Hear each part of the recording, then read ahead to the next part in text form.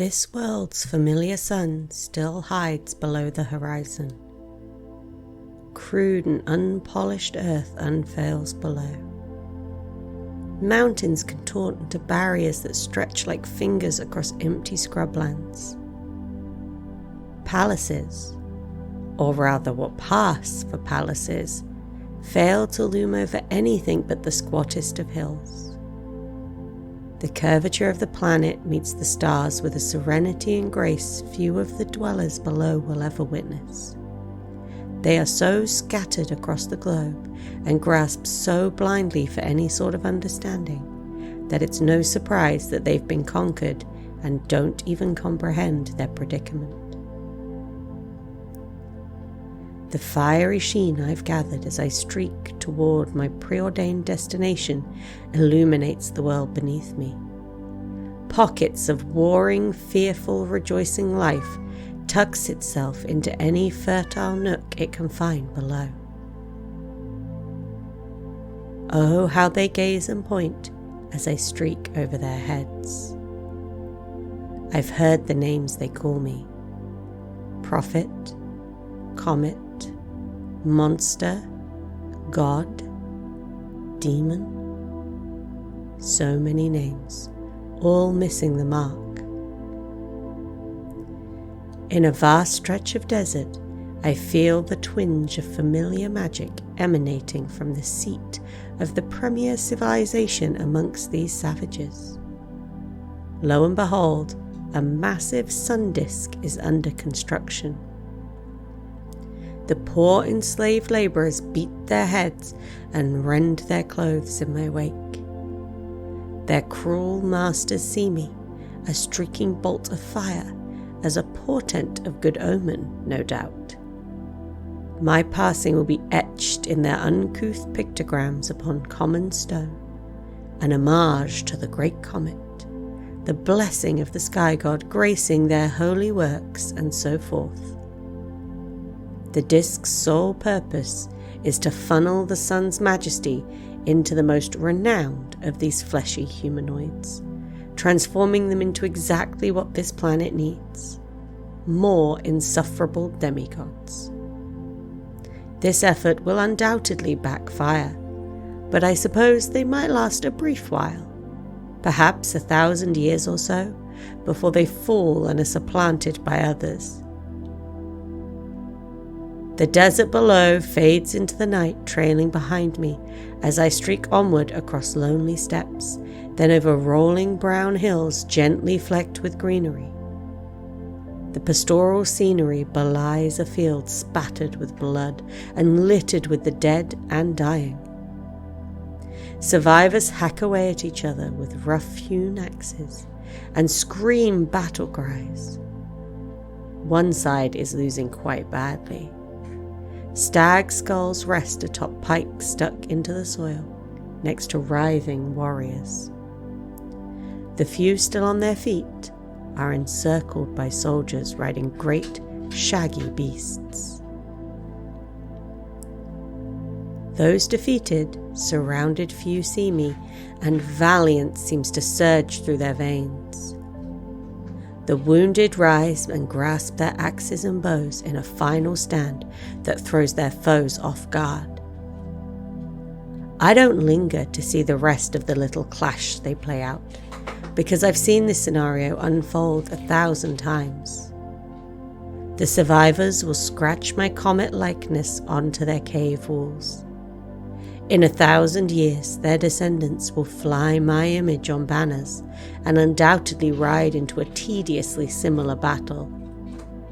For all their efforts to capture and record history, one ponders why they do not learn from their mistakes. That is a lesson even I have had to suffer. I leave them to perpetuate their bleak cycle. My trajectory reveals more inhabitants. Their collective repertoire of reactions span the typical gamut: pointing, kneeling, sacrificing virgins upon stony altars. They look up and see a comet, and never ask what lies beneath the blazing facade. Instead, they stamp it on their own self-centered worldviews, muddying the splendor of my visage. The few more advanced life forms, and I use that description loosely, gaze up and jot down my coordinates in scientific almanacs instead of using me as prophecy fodder. It's mildly refreshing, but even their developing notions of intellect seems to indicate that I am regularly appearing phenomenon with a predictable orbit. Oh, the feats they could accomplish if only... Well, no use dwelling on the wasted potential of the simple-minded terrestrial born. It's not entirely their fault. Evolution does seem to have a difficult time gaining traction on this world. But alas, the novelty of such infantile antics has worn thin. The grasping energies of my magical bondage have dragged me from one paltry world to another for centuries. Now it has led me back to this familiar and unpleasant rock. The star that floods its surface with light was one of my earliest creations, a confluence wrought of love and radiance. Ah, that cherished moment when she flared to life with colours only her creator could see. How I miss a star's crackling new energy warming my face and trickling through my fingers. Each star gives off a unique energy, precious and reflecting its creator's soul. They are cosmic snowflakes, burning in defiance of the infinite dark. Unfortunately, the memories I long to dwell upon are tainted by betrayal. Yes, this is the place where Targon lured me into servitude. But now is not the time to linger on past mistakes. Those musty aspects want me to seal yet another breach. In their name, of course. Then I see her. This world's imbued warrior is alone at the peak of one of the smaller summits, brandishing a star-stone spear. She watches me through a veil of annexed flesh, a mere spark masquerading as lightning. A thick braid of auburn hair is draped over her shoulder, falling over a golden breastplate that covers pale, freckled skin. Her eyes, the only bit of her face not shielded by a battle-worn helmet, flash a jarring shade of red. She calls herself Pantheon, the warring fury of Targon incarnate. She's not the first of this world to wear the Pantheon mantle, nor will she be the last. Her glittering cape flaps out behind her as she raises her muscled arm and makes a motion like she's pulling on a great chain. The tug on my crudely enchanted tether wrenches me off course toward the mountain upon which she stands, and she's yelling at me. She cries out with a voice that booms inside my head, transmitted through this insufferable star-gem coronet. All sounds fade as she invades my mind. "Dragon," she says, as if I am a weak-winged beast of base orange flame, lucky if it can ignite a tree. "Seal their gate," she commands, gesturing to the bottom of a rocky crevasse with her pointy little spear. I don't need to see the violet erosion of reality swirling below. I could smell the festering miasma that poisons this world before I even arrived. I fix my eyes on Pantheon instead. She expects me to fall in line like a dog on its leash. Today will be different, for I've learned from my mistakes. "Dragon?" I purr. "Are you sure commanding me with such low name is wise?" Pantheon's grip on her spear loosens just enough for her to fumble the weapon for a fraction of a second. She takes a step back, away from me, as if a single stride's distance could protect her from my ire. "Seal "Their gate," she says again, barking louder as if perhaps the previous command went unheard. Her volume does little to mask the quiver in her voice. She thrusts her spear towards me as if such a tiny weapon could pierce me. This is the first time I've ever seen an aspect of Targon shaken. She is not used to having to tell me twice. "I will deal with those chittering horrors in due time, dear Pantheon." "Do as you are commanded, dragon," this Pantheon shouts, "or this world is lost." This world was lost the moment Targon surrendered itself to arrogance. I feel Pantheon seething, mingle with confusion as she struggles to grab hold of my immaterial reins. She's only just now sensing what I have come to learn. Targon is distracted and does not sense its magic faintly ebbing from my bonds. Pantheon bellows once more, and this time I cannot resist. The crude enchantment regains sovereignty over my will. I turn my attention towards the source of the breach, nestled in the basin of the once verdant valley, now strangled with creeping purple miasma. I sense the void-born perversions of life tunneling through reality's firmament, sending tides of unseen energy coursing through the ether. They shred the veil that separates nothingness and form with their unwelcome passage. They are drawn to me, those multi-eyed, carapaced abominations. They seek to devour me, the greatest of their threats. From the reaches of my mind, I conjure an image of the solar furnaces I kindled before my fettering, which once ignited the hearts of stars.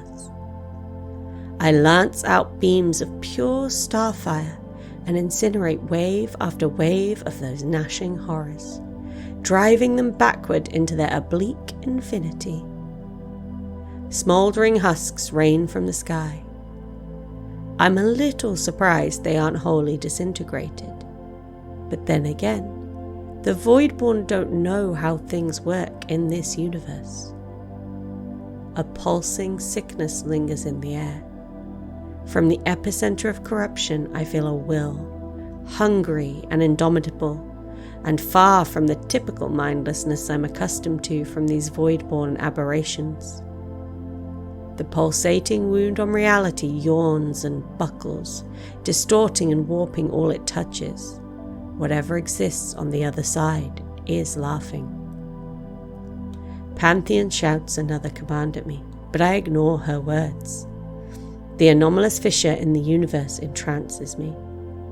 This is not the first of its kind I've had to deal with, but this one feels different, and I can't help but admire the marvelously terrifying manipulation of the barriers between realms. Few beings could fathom its complexities, let alone possess the sheer magnitude of power needed to rend the fabric of existence. In my heart, I know a wound so exquisite could never be orchestrated by scuttling creatures. No, there must be more behind this intrusion. I shudder at the thought of what kind of entity is capable of inducing such a volatile rift. I don't need Pantheon's barked orders to tell me what to do next.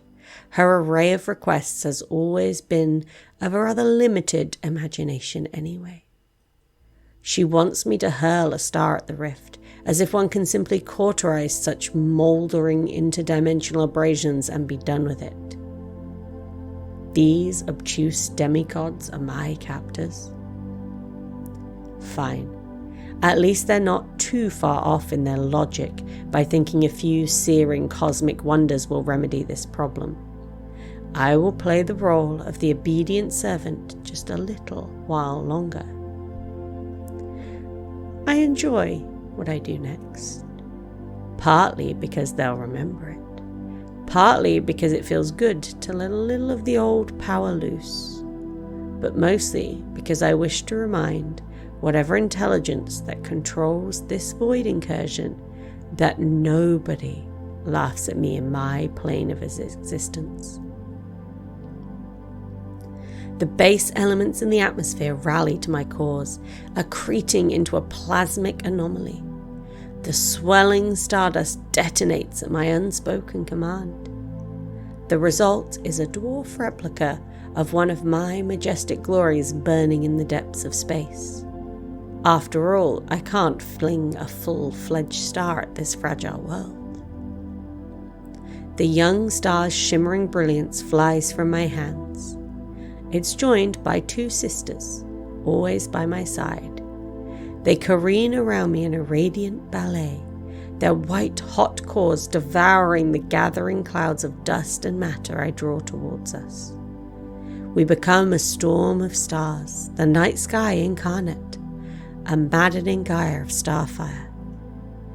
I conjure eddies of searing stardust, exhaling a heat so pure and dense it collapses the aura of this world just the tiniest bit, forever marring the planet's curvature.